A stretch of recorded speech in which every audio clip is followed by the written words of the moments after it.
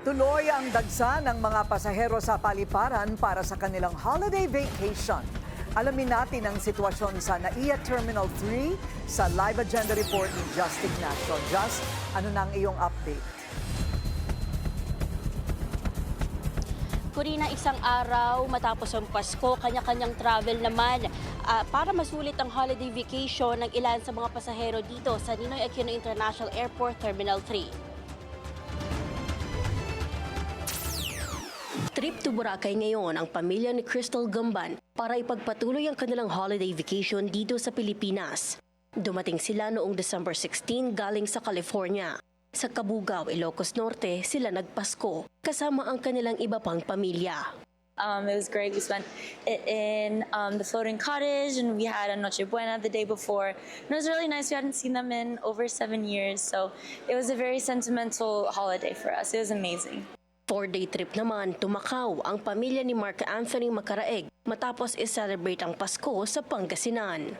Saan po, ano po gagawin sa Macau? Doon na po ba magsa-celebrate New Year?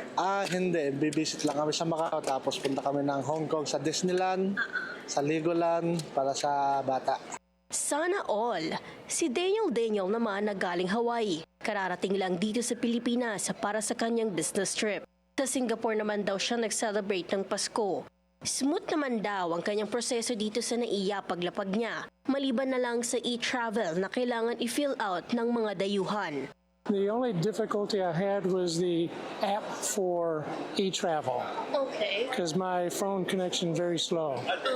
Why is it? Oh, it's because of the connection. Yeah, so I had to do it with one of the officers there, and they had to manually put in the system.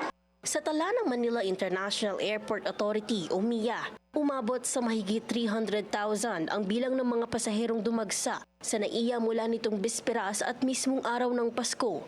Umabot ng 75,649 noong December 24 ang mga pasaherong may international flights, habang 78,673 naman noong mismong araw ng Pasko. Sa domestic flights, umabot ito ng 77,39 passengers noong bisperas ng Pasko, habang 74,073 naman nitong December 25. Ayon sa MIA, tumaas ng 3.37% ang naitalang bilang ng pasahero nitong December 24, 2025 na suma sa total sa 152,688 kumpara sa 147,706 na naitala nakaraang taon. 12.25% naman ang itinaas na italang bilang ng mga pasahero sa mismong araw ng Pasko na suma sa total sa 152,746 kumpara nakaraang taon na nasa 136,075 lamang. Una namang sinabi ng NNIC na inaasahan anla ang 2.55 million passengers magmula December 20 hanggang January 4, 2026.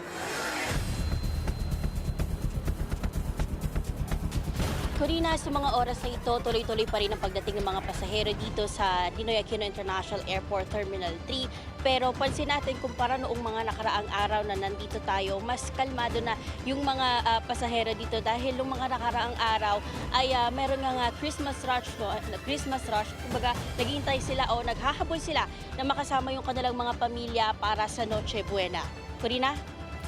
Maraming salamat, Just Ignacio, nag-uulat ng live mula sa NAIA Terminal 3. Manatiling nakatutok sa Bilyonaryo News Channel. Sumubaybay sa aming social media accounts at mag-subscribe sa aming YouTube channel para sa mga bago at eksklusibong balita.